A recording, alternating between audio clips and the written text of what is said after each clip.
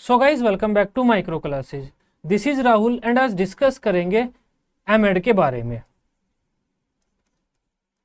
MEd के बच्चों के कमेंट आ रहे थे, सर एमएड पढ़ा दो, एमएड पढ़ा दो। तो इस वीडियो में हम एमएड की क्लासेज स्टार्ट कर रहे हैं। आज से हम एमएड फर्स्ट सेम की क्लासेज स्टार्ट कर रहे हैं। देखो जो एमएड है वो सेमेस्टर वाइज है, 4 सेमेस्टर होंगे आपके। बीएड ईयरली होती है।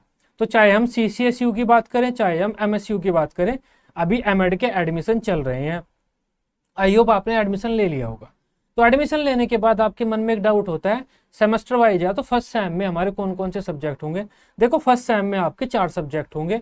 पहला सब्जेक्ट फिलोसफी, सेकंड आपका साइकोलॉजी, थर्ड आपका सोशियोलॉजी, फोर्थ आपका हिस्ट्री होता है। हिस्ट्री मतलब एजुकेशन की हिस्ट्री। तो ये 4 सब्जेक्ट आपके होते हैं।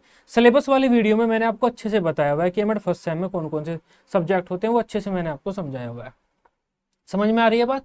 तो आज से हम अपने एमएड फर्स्ट सेम की सीसीएसयू के लिए ये और एमएसयू के लिए स्पेशल क्लासेस स्टार्ट कर रहे हैं। इसमें हम सभी इंपॉर्टेंट पॉइंट कवर करेंगे जो आपके पेपर में पूछे जाते हैं। बाकी एमएड का तो हर यूनिवर्सिटी का सिलेबस सेम सही है, तो ये क्लासेस हर यूनिवर्सिटी के लिए इक्वली इंपॉर्टेंट है। समझ में आ रही है बात। आज का हमारा सबसे पहला सब्जेक्ट है, जो सबसे पहला सब्जेक्ट हम स्टार्ट कर रहे हैं वो है philosophical foundation of education.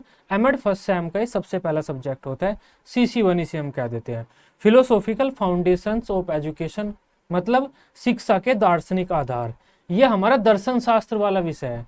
BEd first year में आपने एक सब्जेक्ट पढ़ा होगा, दूसरे वाला अपना 102, हमारा philosophical and sociological perspectives of education, शिक्षा के दार्शनिक तथा समाजशास्त्रीय परिप्रेक्ष्य। तो वो जो सब्जेक्ट आपने पढ़ा था वो जो का तो आप यहाँ पर भी पढ़ेंगे, यही सेम सब्जेक्ट है। अगर हम एमएड फर्स्ट सेमेस्टर की बात करें तो लगभग 70% सिलेबस आपको बीएड वाला ही मिलेगा, फर्स्ट सेमेस्टर में मिलेगा। बाकी में भी मिलेगा लेकिन वो थोड़ा थोड़ा मिलेगा। फर्स्ट सेमेस्टर तो पूरा आपका बीएड वाला ही है।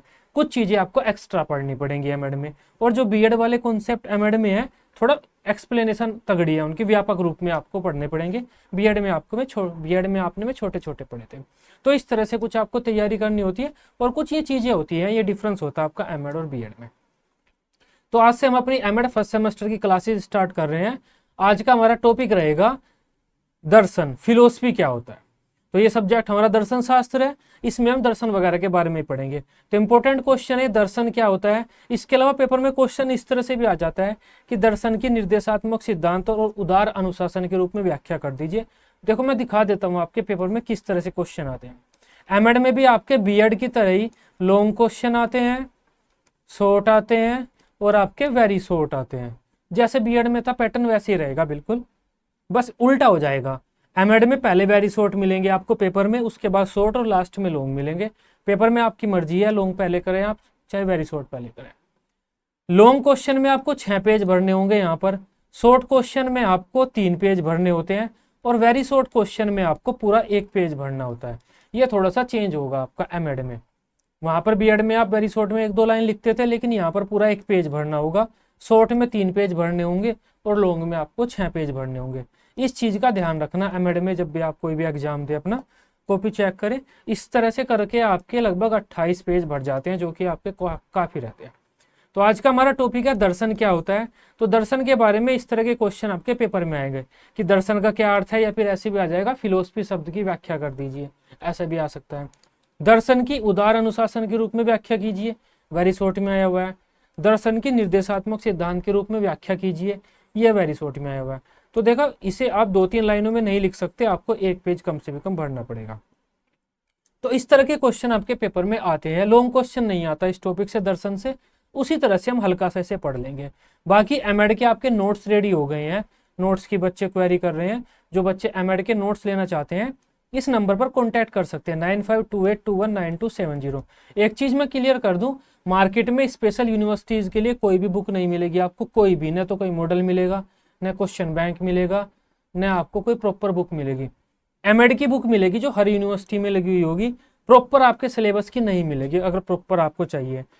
इस वजह से जो बच्चे नोट्स लेना चाहते हैं, ज्यादातर बच्चे नोट्स के लिए क्वेरी कर रहे हैं। इसी वजह से सर हमें बुक में ढूंढना पड़ रहा है क्या सिलेबस में है क्या नहीं है, तो वे नोट्स लेना चाहते हैं। तो नोट्स के लिए ये नंबर दिया हुआ है 9528219270, इस नंबर पर आप कॉन्टैक्ट कर सकते हैं। अब अपने टॉपिक की शुरुआत करते हैं, दर्शन।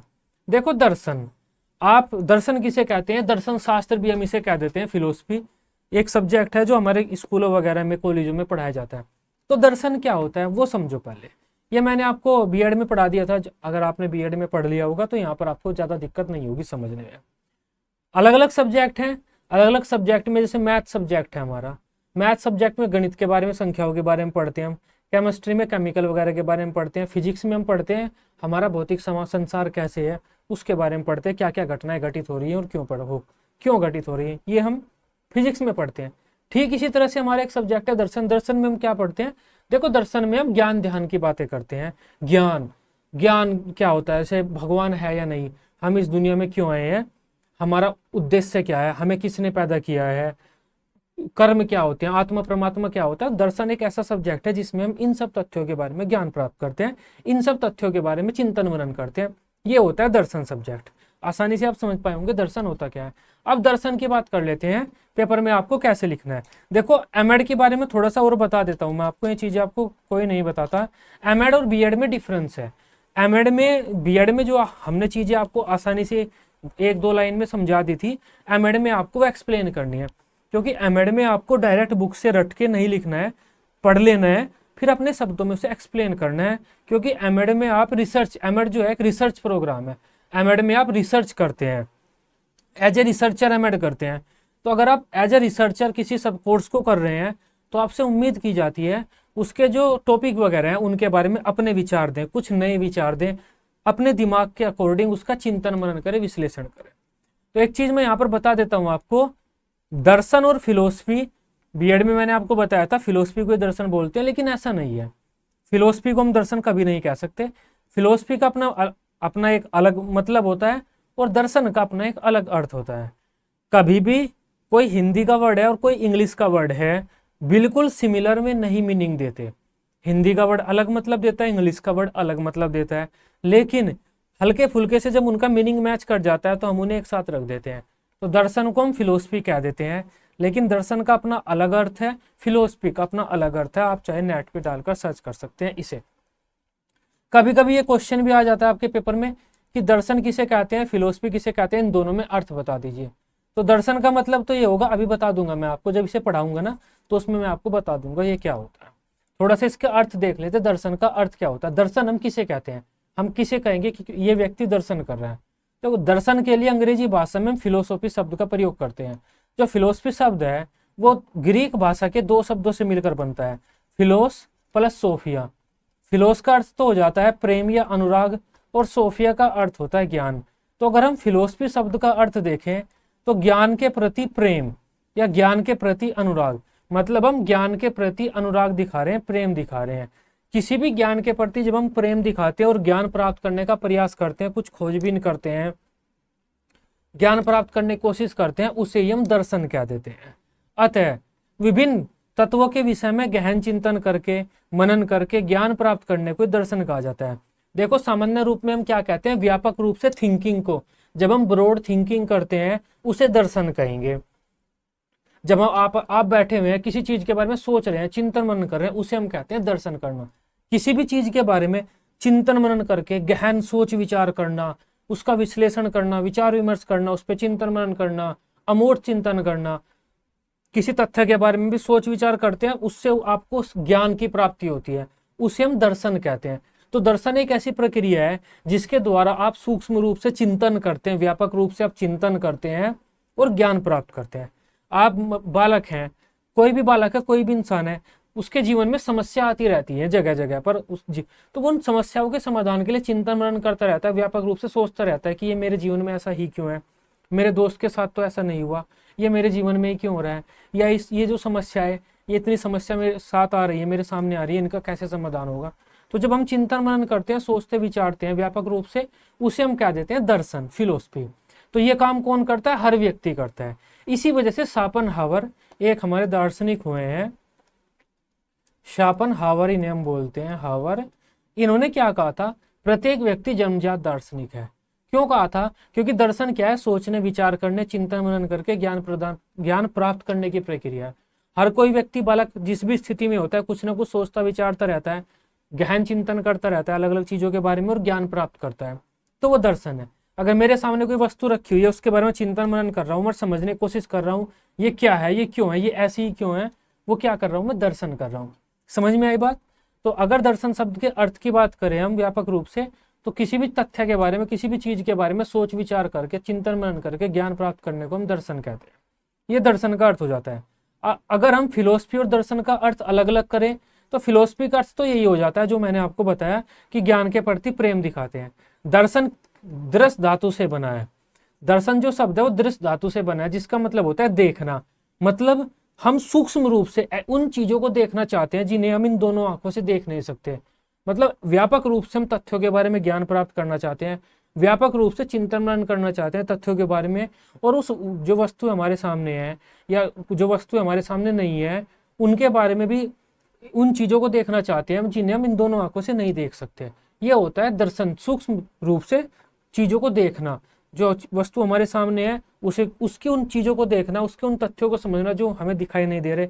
बाकी भगवान वगैरह तो दिखाई नहीं दे रहे, तो उन्हें भी समझना। तो इन दोनों में ये अर्थ हो जाता है। दर्शन काफी व्यापक है।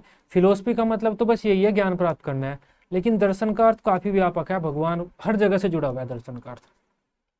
तो आम शब्दों में आप पेपर में ये लिख सकते हैं, अगर आपसे पूछे दर्शन या फिलोसफी का क्या अर्थ होता है, किसी भी तथ्य के बारे में जब आप चिंतन मनन करते हैं, व्यापक रूप से सोचते विचारते हैं और ज्ञान प्राप्त करते हैं, उस प्रक्रिया को हम दर्शन कह देते हैं।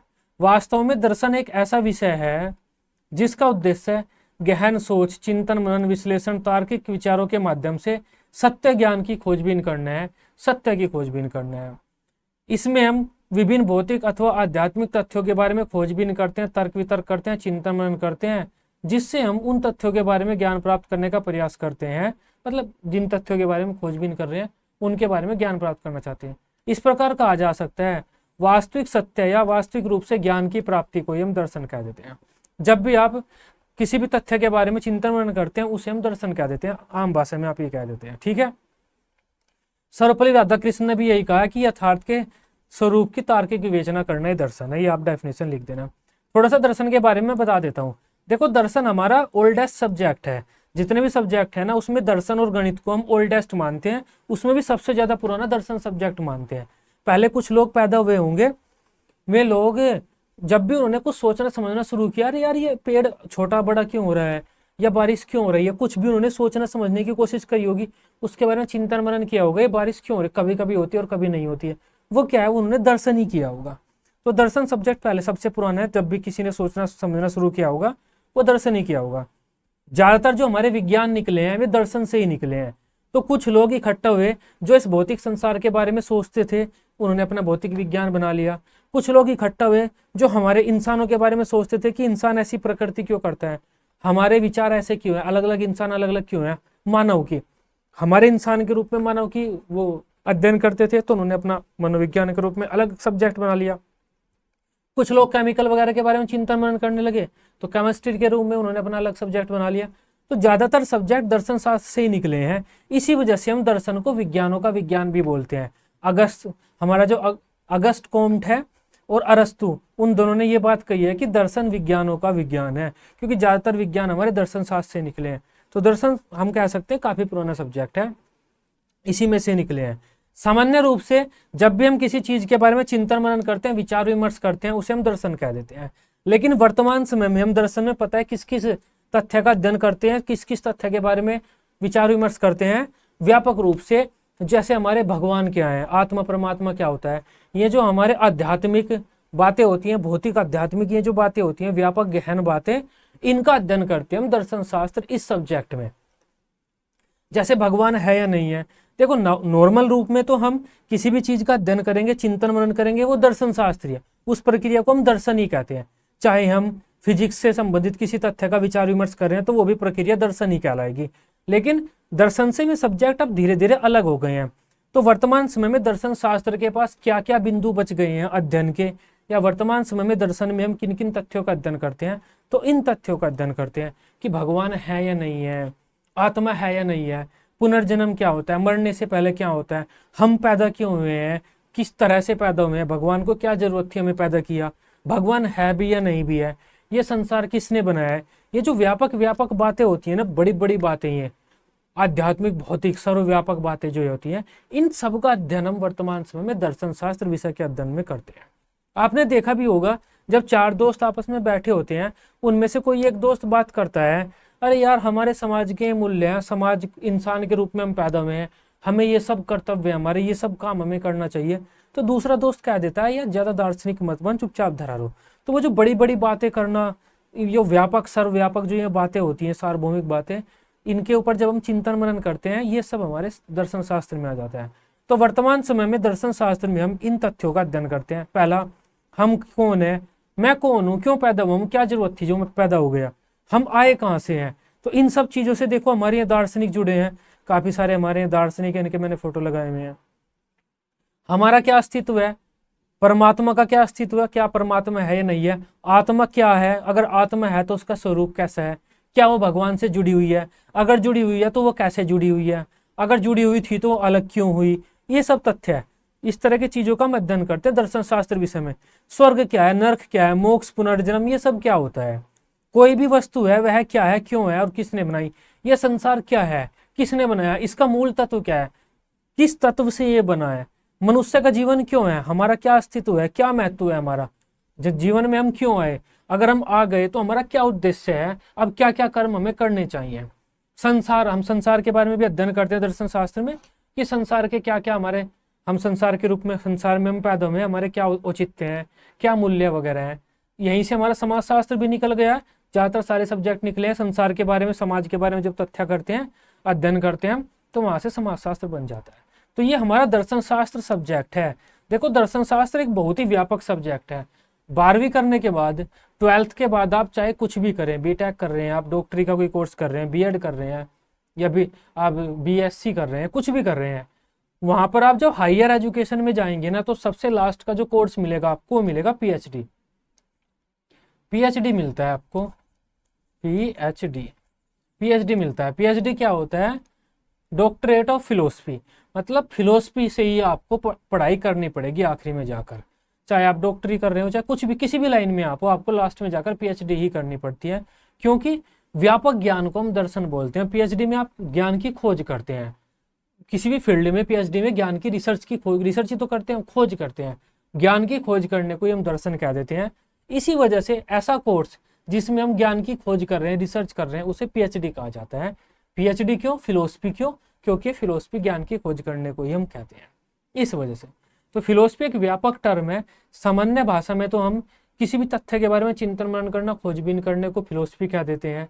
लेकिन वर्तमान समय में फिलोसफी जो हमारे एक सब्जेक्ट बना हुआ है, उसमें हम इन सब तथ्यों का अध्ययन करते हैं। आधुनिक समय में इन सब तथ्यों पर चिंतन मनन करते हैं और समझने की कोशिश करते हैं हमारे जीवन का क्या कर्तव्य है, आत्मा है, परमात्मा है या नहीं है। ठीक बात आई समझ में। अब देखो फिलोसफी की काफी सारी विशेषताएं होती हैं हमारी। फिलोसफी जो सब्जेक्ट है हमारा, उसकी काफी सारी विशेषताएं होती हैं हमारी। उनमें से 2 विशेषताएं आपके पेपर में आती हैं।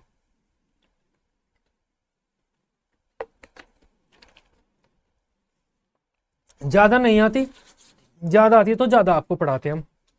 2 ही आती है तो 2 की बात करेंगे।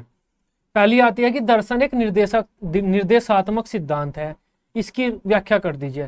देखो दर्शन को हम निर्देशात्मक सिद्धांत और इसके साथ ही डायरेक्टिव डोक्ट्रिन दोनों बोलते हैं, डॉक्ट्रिन।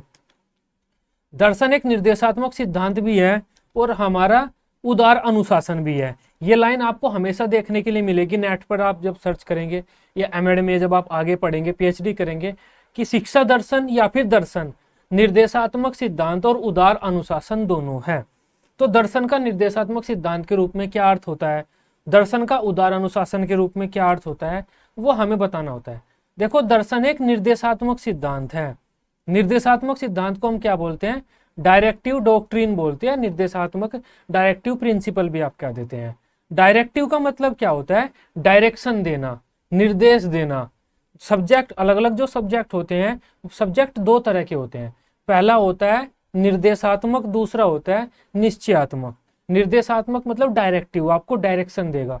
दूसरा होता है निश्चयात्मक, यानी कि डेफिनेटिव सब्जेक्ट, जो फिक्स कर देता है चीजों को। जैसे गणित है, गणित में सीधा सीधा सा कह देगा 2 + 2 तो 4 होते हैं, ये निश्चयात्मक है, निश्चित कर दिया गणित ने। गणित ने कह दिया कि त्रिभुज के तीनों कोणों का योग 180 डिग्री होता है, तो होता है, बात खत्म हो गई हमारी, निश्चयात्मक। लेकिन दर्शन निश्चयात्मक विषय नहीं है। दर्शन एक निर्देशात्मक विषय है जो आपको निर्देश देता है, आप ये भी काम कर सकते हैं, वो भी कर सकते हैं, इस रास्ते पे भी चल सकते हैं, उस रास्ते पे भी चल सकते हैं। आपके तर्क वितर्क करने की, सोच विचार करने की एक क्षमता का विकास करेगा और आपको खुला छोड़ देगा दर्शन। आप जिस दिशा में चाहें चल सकते हैं। किसी भी बात को निश्चित रूप से दर्शन नहीं बताता। बीएड फर्स्ट ईयर में आपने पढ़ा होगा यथार्थवाद, प्रयोजनवाद, व्यवहारवाद, अध्यात्मवाद, ये सब चीजें पढ़ी होंगी आपने। उसमें उन सब चीजों के बारे में पढ़ा होगा। सबने कहा होगा कि यथार्थवाद में ऐसा होता है, प्रयोजनवाद में ये होता है।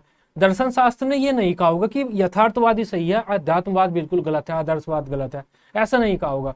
दर्शन शास्त्र ने ये भी पढ़ा दिया, वो भी बता दिया आपको, वो बता दिया, आपकी मर्जी, आप किस रास्ते पर चलना चाहे। तो दर्शन शास्त्र चिंतन मनन करने के लिए आपको निर्देशित करता है, आपके रास्ते खोल देता है, स्वतंत्र छोड़ देता है। आप जिस तरफ चलना चाहें, जिस तरह से, जिस प्रकार व्यापक रूप में जिस भी तरह से चिंतन करना चाहें, आप स्वतंत्र होते हैं। अपने निर्णय लेने के लिए, कार्य करने के लिए, मूल्यों के बारे में डिसीजन लेने के लिए आप स्वतंत्र होते हैं। तो दर्शन शास्त्र तथ्यों को निश्चित नहीं करता, आपको निर्देशित करता है कि आप स्वयं चिंतन मनन करके अपने तथ्यों की खोज करें, स्वयं ज्ञान का निर्माण करें। तो दर्शन शास्त्र एक निर्देशात्मक सिद्धांत के रूप में कार्य करता है।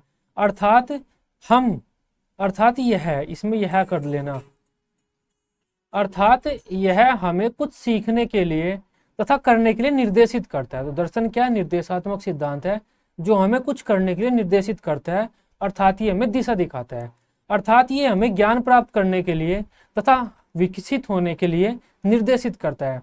अतः दर्शन एक निर्देशात्मक सिद्धांत के रूप में एक मार्गदर्शक सिद्धांत की तरह कार्य करता है जो किसी व्यक्ति या संगठन के कार्य को दिशा देता है।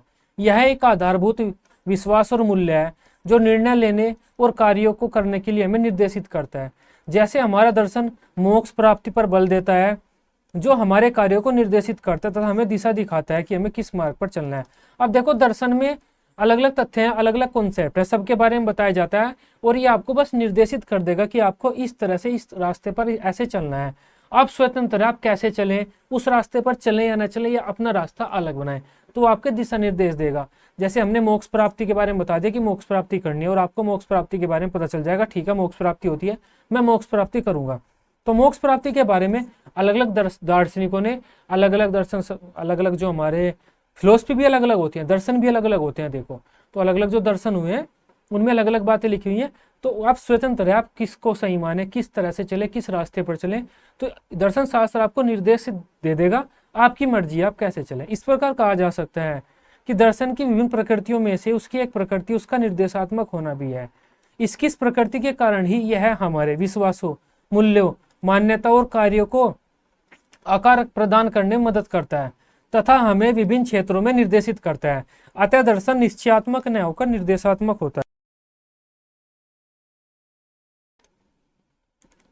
आई होप ये बात आप समझ पाए होंगे। दर्शन एक निर्देशात्मक होता है, इसका मतलब ये है कि ये हमें ज्ञान प्रदान करता है, निर्देशित करता है अलग अलग क्षेत्रों में, इस क्षेत्र में क्या होता है, कैसे होगा, तो निर्देश प्रदान करता है ये हमें, और स्वतंत्र रूप से छोड़ देता है, ज्ञान को फिक्स नहीं करता है हमारे लिए। दूसरा है, दर्शन एक उदार अनुशासन है। Philosophy as a liberal discipline, ये लिबरल डिसिप्लिन होता है और उसे क्या बोलते हैं, डायरेक्टिव डॉक्ट्रिन बोलते हैं, डायरेक्टिव डॉक्ट्रिन बोलते हैं इसे, ठीक है। अब इसे उदार अनुशासन के रूप में बात कर लेते हैं, लिबरल डिसिप्लिन। इसमें एक वर्ड आया है डिसिप्लिन, ये मोस्ट इंपॉर्टेंट वर्ड है, इसको मत भूल जाना। डिसिप्लिन का मतलब अनुशासन नहीं है, जो अनुशासन आप सोच रहे हैं ना बच्चे डिसिप्लिन में रहे, नहीं, अनुशासन नहीं है डिसिप्लिन का मतलब। जो ये डिसिप्लिन शब्द है ये डिसाइपल से बना है, DISCIPLE, डिसाइपल से बना है। डिसाइपल का मतलब होता है आपका शिष्य, शिष्य डिसाइपल से बना है। डिसिप्लिन का अर्थ क्या होता है, ज्ञान की शाखा, ज्ञान की एक शाखा को बोलते हैं डिसिप्लिन। हम वो वाला अनुशासन नहीं है, ये बिल्कुल उससे अलग है। देखो, किसी भी सब्जेक्ट को हम दो रूप में पढ़ते हैं, पहला एज ए सिंपल सब्जेक्ट, दूसरा एज ए डिसिप्लिन। एमएड में आप जो सब्जेक्ट पढ़ेंगे वे एज ए डिसिप्लिन पढ़ेंगे। एज ए सिंपल सब्जेक्ट के रूप में जब किसी भी सब्जेक्ट को पढ़ते हैं उसका मतलब क्या है, उसमें जो जो चीजें लिखी हुई हैं वे आप पढ़ेंगे, डायरेक्ट रट लेंगे। एज ए डिसिप्लिन के रूप में जब भी आप किसी सब्जेक्ट को पढ़ते हैं तो उस सब्जेक्ट में जो जो भी रिसर्च हुई है उन सब रिसर्चेज वगैरह को आप पढ़ेंगे और उस तरह से पढ़ेंगे कि आप उसमें खोज कर सकें। एज ए डिसिप्लिन के रूप में जब आप किसी सब्जेक्ट को पढ़ते हैं, उसका मतलब है आपको रिसर्च वगैरह करनी है उस सब्जेक्ट में। जो जो चीजें लिखी हुई है ना, उनका तार्किक विश्लेषण करना है, क्या ये सही लिखी हुई है, गलत लिखी हुई है, और कुछ सुधार अगर आप कर सकते हैं तो वो करिए। तो सब्जेक्ट को दो रूप में पढ़ते हैं, as a simple subject, as a discipline. School में बीए बीएससी तक भी, एमए तक भी हम जो सब्जेक्ट पढ़ते हैं वे सिंपल पढ़ते हैं, as a simple subject. BA तक तो एज ए सिंपल ही पढ़ते हैं हम, बीए बीएससी तक, ग्रेजुएशन तक, कि जो उसमें लिखा हुआ है वो डायरेक्ट बस हम पढ़ लेंगे। लेकिन जो मास्टर्स के कोर्स हो जाते हैं हमारे, या एमएड हो जाता है, पीएचडी हो जाता है, एमफिल होता है, उनमें हम क्या करते हैं, सब्जेक्ट को एज ए डिसिप्लिन पढ़ते हैं। किसी टॉपिक के बारे में अब तक जितने भी हमारे विद्वान हुए हैं उन्होंने क्या क्या कहा है वो सब पढ़ेंगे, और उन सब को पढ़ के अपना एक पर्सपेक्टिव बनाएंगे और उस सब्जेक्ट के बारे में रिसर्च करेंगे। ये होता है हमारा एज ए डिसिप्लिन। तो डिसिप्लिन शब्द का मतलब होता है ज्ञान की एक शाखा। ज्ञान की शाखा को बोल देते हैं। ज्ञान की शाखा से मतलब डिसिप्लिन के रूप में, डिसिप्लिन मतलब ज्ञान की शाखा क्यों कहते हैं हम, क्योंकि इसमें हम ज्ञान की खोज करते हैं, तो ये एक विशेष ज्ञान की शाखा हो जाती है डिसिप्लिन। अलग अलग सब्जेक्ट को हम एज ए डिसिप्लिन पढ़ते हैं। एजुकेशन को एज ए डिसिप्लिन पढ़ते हैं, फिलोसफी को एज ए डिसिप्लिन, साइकोलॉजी को एज ए डिसिप्लिन, मैथ को as a discipline, physics chemistry को एज ए डिसिप्लिन पढ़ते हैं। एज ए डिसिप्लिन पढ़ने का मतलब क्या, अब हम उसमें रिसर्च करेंगे। तो जो दर्शन है वो एज ए डिसिप्लिन भी आपके काम करता है। आपके दिमाग के जो पेंच होते हैं वे खोल देता है दर्शन सारे। आपके दिमाग के चिंतन मनन करने की, सोचने विचार करने की अक्षमता का विकास कर देता है। चिंतन मनन करने की, सूक्ष्म गहन अमूर्त चिंतन करने की, किसी तथ्य का विश्लेषण करने की, समस्या समाधान करने की आपकी क्षमता का विकास कर देता है दर्शन। जिससे आप क्या करते हैं, स्वतंत्र रूप से चिंतन मनन करने वाले काम में लग जाते हैं और नवीन ज्ञान की खोज कर देते हैं। तो दर्शन क्या है, एज ए डिसिप्लिन काम करता है, आपका विकास कर देता है और आपको इस लायक बना देता है कि आप स्वतंत्र रूप से चिंतन मनन करें और नवीन ज्ञान की खोज में जुट जाएं। डिसिप्लिन का मतलब ही होता है नवीन ज्ञान की खोज करना, ज्ञान की एक शाखा होता है। आ रही है ना बात समझ में, कि डिसिप्लिन का मतलब क्या होता है, ज्ञान की एक शाखा, मतलब अब हमें रिसर्च वगैरह करनी है। तो दर्शन शास्त्र उदार अनुशासन के रूप में भी कार्य करता है, लिबरल डिसिप्लिन के रूप में। मतलब क्या हुआ, आपके दिमाग का ये विकास करेगा, स्वतंत्र आपको चिंतन मनन करने की, स्वतंत्र रूप से सोचने की क्षमता वगैरह का विकास करेगा। इस प्रकार आपको ये फ्री छोड़ देगा चिंतन मनन करने के लिए और ज्ञान की खोज करने के लिए। इस वजह से हम कहते हैं कि दर्शन एक उदार अनुशासन भी है।